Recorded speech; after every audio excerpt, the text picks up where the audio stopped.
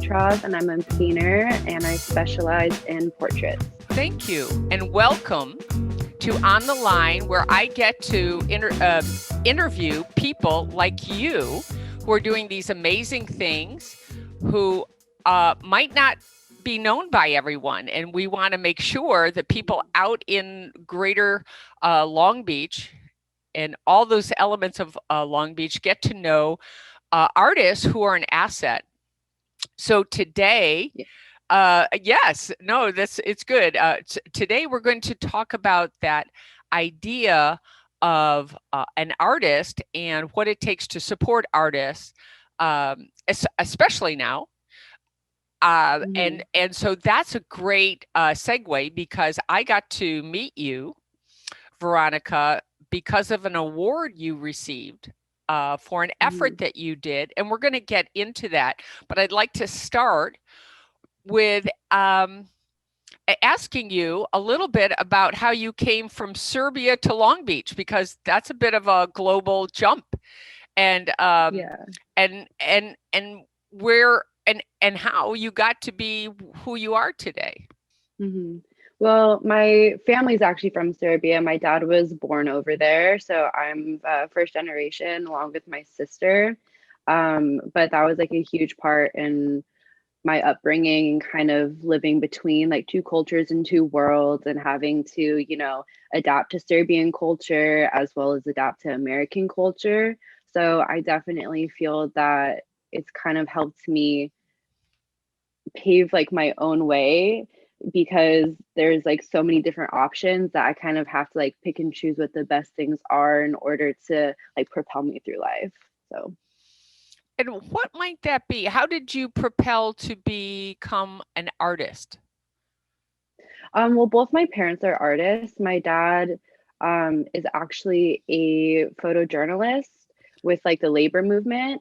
And my mom is a fine artist. She's a painter as well. She taught like art classes, like starting in my elementary school up until my sister graduated middle school.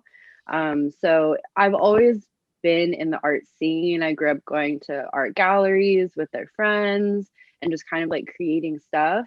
And it's just something I really love to do. I went to Renaissance High School, where I did visual art there. I'm currently getting my degree in art history so I can work in museums. And yeah, it's just something that I really love to do, and kind of be anywhere in that like world that I can be. Well, you sort of glow when you talk about that, which is wonderful. That comes across. I just want to clarify, not everyone in the audience, the viewers, may not know where Renaissance High School is located. Can you talk a little bit about that?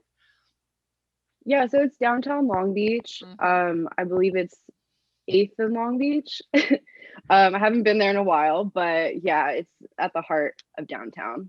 It is. So and it's great because it focuses on art as a pathway to adulthood and a career and a passion. So that's amazing that our city has that offering. I wanted to jump into this award that you got, because it's from a group that identifies with art as a method for wellness and neighborhood building.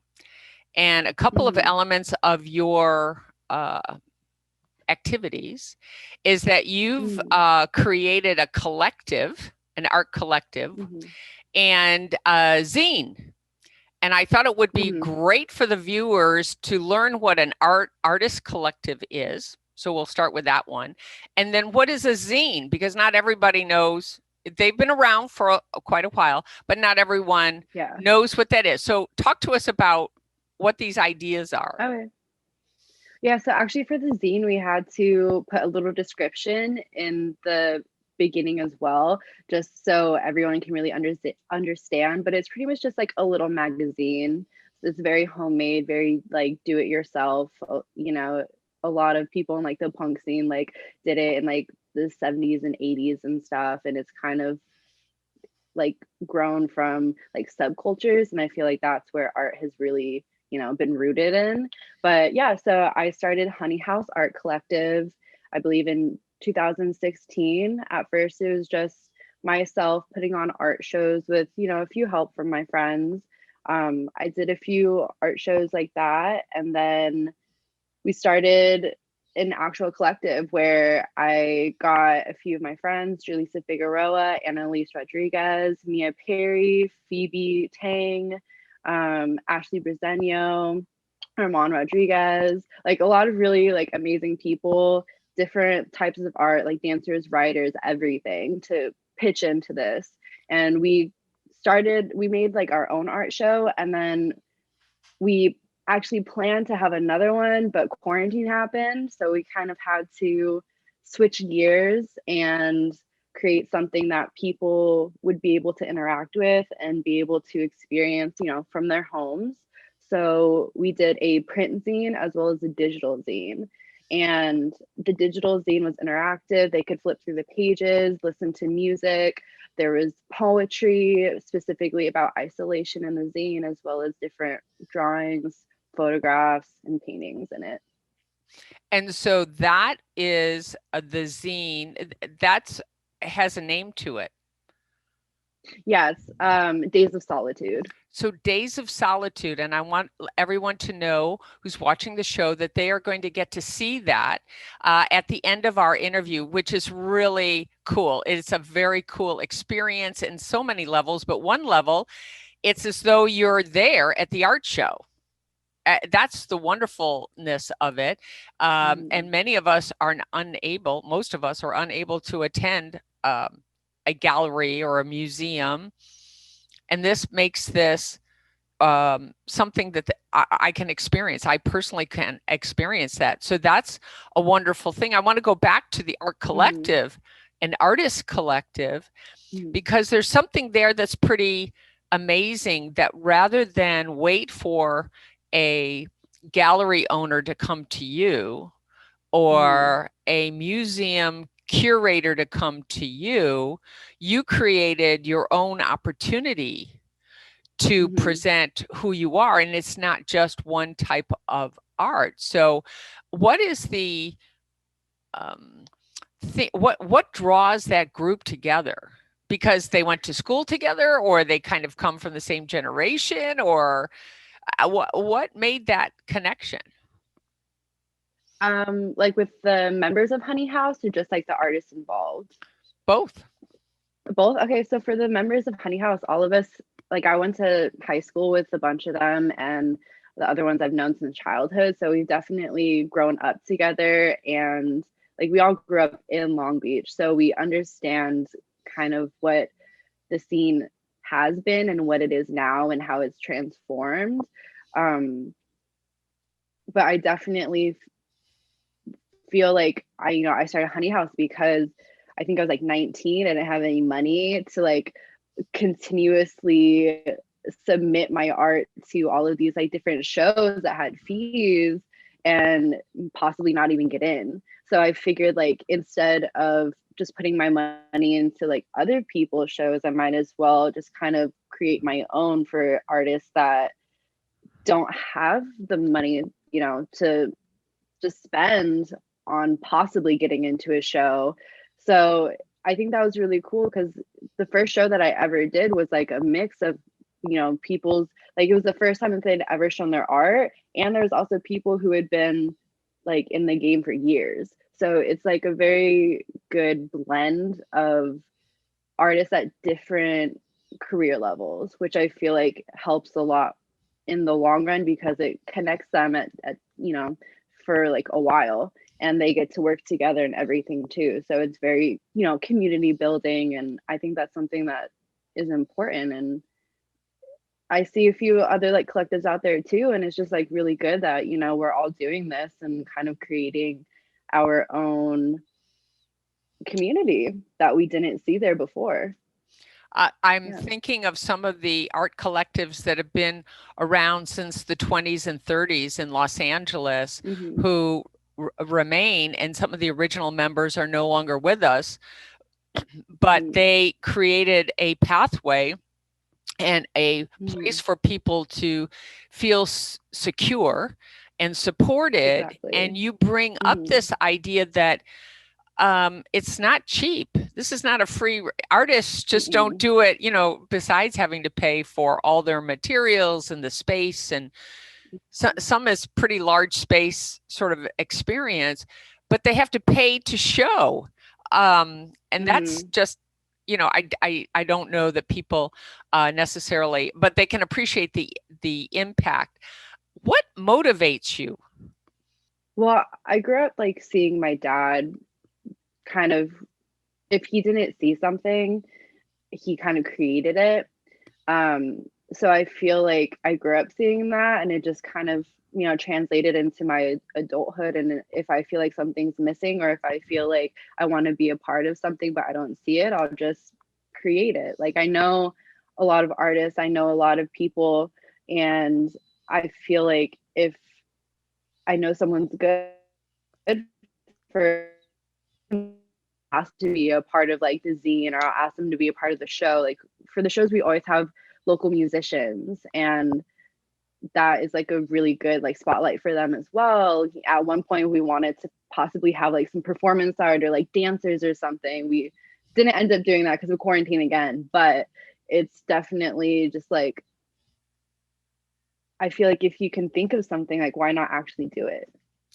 Right. And how does that make you and the artists that are working with you, that participate, get to join in? How does that make them feel? I mean, what is that emotional or psychological effect? I think it's something that's really awesome. You know, there's a lot of things out there where are very exclusionary, and you have to jump through so many hoops in order to even get through the first door.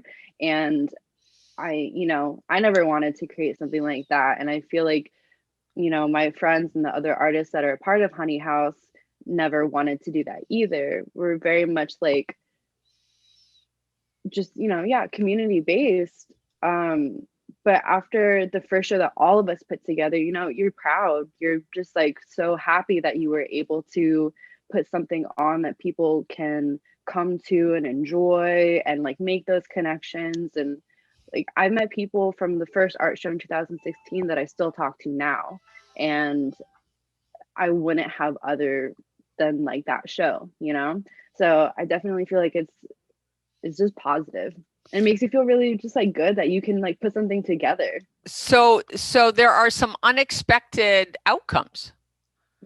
Things that you had, and what might that be? I mean, one, you know people now that you wouldn't have known before. Are there other things that you've learned along the way, or? Yeah, well, I mean, I never thought I'd get an award for okay, putting the art that's show fair. together, honestly. So I didn't know I'd be here. Okay, good. Which All is right. a really awesome thing. But let me just jump in there. So one of the things that Veronica is chatting about is that there was an award by Artworks LBC for artists or those that use art for community building. And her group nominated Veronica. Veronica did not know she was being nominated, one. And two, we had to track her down to let her know that she received the award. I was a part of the awards committee. And one of the things that she got to do was to come on the show and talk about the art. That's part of the win.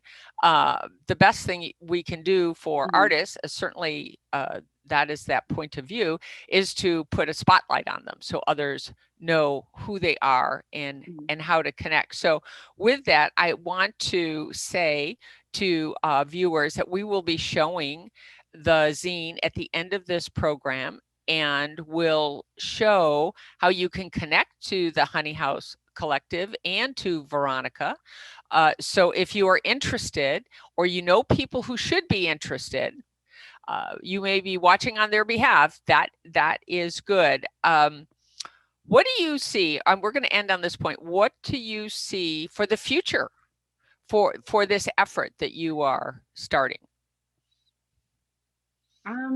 I mean, I definitely see more in-person shows eventually. I would love to create more zines and have more spotlights on actual artists, maybe interview them a little bit to get photos of them in the studio and throughout their actual process. Well, you certainly take advantage of the moment.